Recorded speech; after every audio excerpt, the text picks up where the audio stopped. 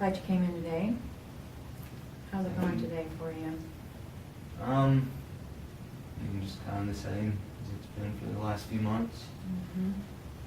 Not getting any better. Yeah, still feeling pretty down. Well, from last week when we talked, and you kind of talked about your situation, getting injured on the job, and if we're losing your job, and kind of getting to where you didn't want to do anything, and sleeping a lot. And then your wife left you and took the kids. And it's been very hard on you. Yeah. And I had you take that inventory, answering all those questions. I kind of scored that, and you in fact do have pretty severe depression. So. Yeah. I think I already knew that. Yeah, not a surprise. Yeah. I guess it's nice to get validation on that. So what I thought we might do today, if it's okay with you, is there's a therapy I'd like to try with you to kind of address your depression. It's called cognitive behavioral therapy. I don't know if you've ever heard of that. I think I may have heard the name before. Okay. I'll describe it a little bit to you. Okay. So if we can kind of work on that therapy to kind of help your depression, and I'm thinking this might impact a lot of areas in your life, getting to work and relationships and stuff, so we kind of focus on the depression right now. And then I'd like to, after we've kind of talked about that and some situations where you're feeling depressed, if we can, I want to give you some tools maybe to take home this week so you can kind of talk about the situations of your depression and thoughts and feelings and stuff, and then so next week we can have some concrete stuff to think about. Okay. Does that sound okay with you that we do that today? Yeah, I mean, I'm willing to try anything, so. Great. Well, that's a big part of it. Your willingness to try is a big key part in cognitive behavioral therapy, because you're willing to do the work to get better. So, Yeah. all right. Well, let me tell you a little bit about the cognitive behavioral therapy. Sometimes it's called CBT, just like those initials. And it takes an individual, a situation that's happening with the individual, a thought that automatically comes into the mind of that individual, how it makes them feel, and then how they respond because of that feeling. Okay? So we'll take an example. Like, tell me about the last time that you were feeling depressed. Say probably this morning. Okay. So what was going on this morning? I just woke up, I think it was like 10 o'clock or so, and just couldn't get out of bed. Okay. Yeah. All right. So you woke up and couldn't get out of bed. What's the first thought that came into your mind? I think at first I thought, why would I get out of bed? There's no reason for me to get out of bed. I mean, my wife's gone, don't really have many friends anymore, don't have a job. What's the point of getting out of bed this morning? How'd that make you feel about yourself? Worthless, I guess. I don't really even matter. Just made me feel really, really bad and worthless. Because of that feeling, what'd you do? Were you able to get out of bed, or just stayed in bed? I stayed in bed until I came here. Okay. Yeah, I was in bed most of the day. Let me congratulate you for getting out of bed and coming here today. That's a big step. Thank you. I'm glad you're here today. Yeah, me too. Do you often have those feelings when you're depressed of worthlessness? Yeah, I'd say most of the time that's how I feel. That's kind of what causes it, I think. And typically, is your response to that feeling stay in bed or I mean, if I'm immobilizes you? yeah, I mean, if I'm in bed at the time, then yeah, I won't get out. And I mean, sometimes I'll be on the couch and start thinking and feeling like that, and then I'll just won't move, just kind of just lay there. Let me ask you, Tommy, can you remember a time when you weren't depressed? Yeah, I mean, before the accident work, Okay. lots of times. And spending time with my kids. Well, tell me a little bit about those times when you can remember before the accident, when you weren't experiencing some depressive. I mean, I'd be laying in bed in the morning, my kids would run, jump, and wake me up, and it kind of irritated me a little bit, but, I mean, I love having them do that. And then we'd get up and make pancakes and have a big, long breakfast, and then if it was on the weekend, then we'd go do something fun, like go to the park, or go see a movie, or something like that. Can you remember how you felt back then? How'd you feel when those activities were going on? And I just felt good. Just, I mean, I felt loved by my kids, and I loved them, and it was just great. It just felt good. Did it kind of feel like the opposite of worthless? I mean, they needed you, and you felt good, and you felt loved, and you felt engaged in their life? Yeah, absolutely. Yeah. It's the opposite of the way I feel now. So, sometime when you have these worthless feelings and not being able to get out of bed, do you think it would help you to think about times when you felt pretty good about yourself? Yeah. Yeah, I mean, I guess I've never tried that before. Yeah. I mean, I don't know if it'll work. But I'd be willing to try. I'd be kind of willing to try that. So maybe when you're feeling down, can't get off the couch, can't get out of bed, and I think of some times when it was different for you. You were in a different situation. But when you certainly didn't feel this way, when you didn't feel worthless, when you felt loved, engaged, important part of your kids' life. Yeah. What about when you were working? How did you feel about yourself at work? Well, I worked in a factory, and we made car parts and stuff, and I don't know, I felt like I was doing something. I mean, I was making parts that were going to go in a car, which then someone would use to drive to their job or drive their families in. So I felt like I was doing something, like I had a purpose. Then the accident happened, and I lost that. And that's when I started to feel worthless.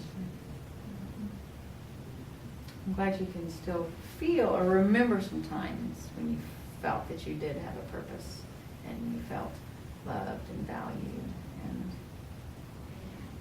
I know with depression, it's hard to get up and get out of bed. That's some of the, and a lot of people will say, if I'm going to wait till I feel better, and then I'm going to get up and I'm going to get out of bed, and then I'm going to do. But a lot of time with depression, what you actually have to do, you have to get up out of bed and do something, and then you feel better. And I know it's kind of hard to do that. with these feelings that you're feeling right now. Yeah, but, I mean, I think that makes sense, Mhm. what you said. Mhm. And sometimes it's helpful to have something scheduled or planned. Right now in your life, tell me some things that you might enjoy doing, could think about, be worth getting out of bed in order to do.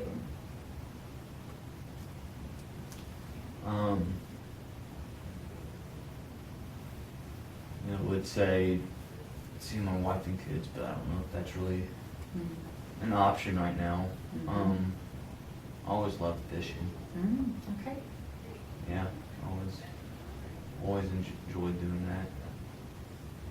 When was the last time you went fishing? It was a long time ago. I mean, way before the accident happened. Mhm. Are you recovered enough from the accident in which you could go fishing? Is that a reality? Is it something that you could do? Yeah, I mean, Okay. I think I could. Okay, great. Yeah. Okay. Okay. So fishing is something that would be an influence. Are there any other activities or meeting with people? And remind me, is your wife out of town and your kids? And so it's a little bit more difficult to maybe see them on a regular basis. Yeah, they're out of town. Okay. Other activities besides fishing that you might enjoy doing, or being with people, or things you enjoy doing, bring you pleasure in life? I mean, I used to get together, you know, with my buddies, and we usually had like a cookout or something at somebody's house, and you know, watch football or Mhm. just sit around and talk. Mhm. Yeah, we always, and we all had families, so that was kind of, we'd all get together and just kind of get away for a little bit. Mm. Mm-hmm. That sounds fun. Is that something that might be able to be planned, or you might be able to have a get-together with at least one, if it's not the whole group, you know, one or two of your old buddies? Yeah, I mean, I think we could do that. I mean, I just hadn't talked to him in Sure. forever. And, Mhm.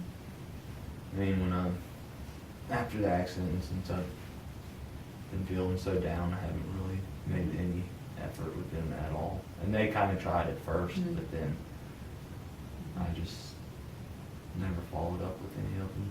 Okay. Mhm. But I mean, I guess I might be willing to try. Mhm. Okay, that's another good suggestion. As far as is there an activity you do even by yourself? Either playing an instrument or listening to music or exercising or watching movies or something that gives you pleasure that you don't necessarily need. I mean, fishing is a good one you don't really need anybody else for, but I'm just thinking in case your buddies were busy, I'm thinking of another thing you might want to do that brings you pleasure or something. I mean, working out was always Okay. something that I did. Okay. And how'd that make you feel when you worked out? Well, during the workout, I got tired. but Mhm. I always felt really good afterwards. Afterwards, Yeah, like I had done something. okay. Accomplish something. Mm-hmm. So yeah, working out was definitely Okay. something I used to do a lot, get a lot out of. Okay. Well, those are some good suggestions of things that you might want. You probably need to start out slow in scheduling some things, but it's nice to have, if you can, something on your agenda every day in order for you to get out of bed for. It might be a workout, it might be going fishing, it might be calling a buddy to schedule something, or it might be hanging out with a friend, okay? So, Tommy, I'd like your goal this next week, and you can write it on this piece of paper right here, kind of journal about it, you know, put the date, and go ahead and I'd like you to have some, you can first talk about maybe when you're in bed and can't get out, you can write about your thought, the automatic thought that's coming into your mind, you know. Mm-hmm. I'm in bed, and my automatic thought is, There's no reason for me to get out of bed. okay, no reason to get out of bed. A minute ago you used the word worthless, whatever Yeah. that automatic thought that comes in your mind, write that down. And then write down how that makes you feel, okay? And then you mentioned often your reaction or the response to that feeling is just to stay in bed, all right? So I'd like for you to go ahead and log those emotions when those situations occur, you know, the situation, the thought, the emotion, and your reaction to it. Okay. But another thing I'd like for you to do is if you can schedule one event a day, all right, that you would enjoy doing. And it Mhm. couldn't be a phone call. It doesn't have to be getting out. And give yourself a break. Know that this is going to be difficult, and you're going to start out slow, and you're going to work up to it. But just one event a day. Now, I want you to log as well, you know, where there is. I called my kids, or I called my buddy to schedule something, or I went to work out, Mhm. all right? And I also would like for you to write down how you felt about yourself after you did that. After the phone call, how you felt about yourself. After the workout, how it made you feel, all right? Mhm. After you got together with your buddies, all right? So go ahead and document this progression and then log the different activities that's here. And then we'll talk about it next week. And we can talk about what's, you know, these automatic thoughts and then any of these activities, and if any of these activities are actually helping.